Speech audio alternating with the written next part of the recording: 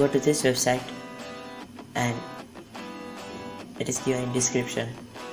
So go to this website and click on download Python.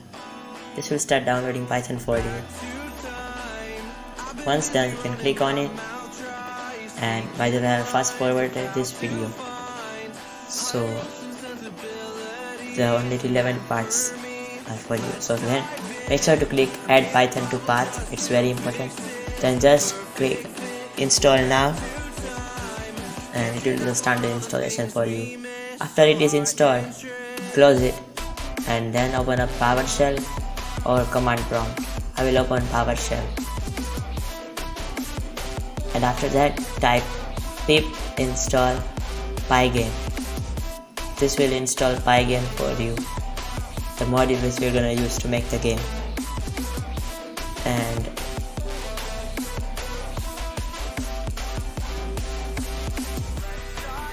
And it is installed.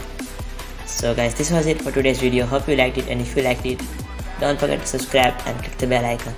In the next video, I'll teach you how to make a game loop, and this will be the beginning of our game. Thanks for watching. See you guys next time. Bye.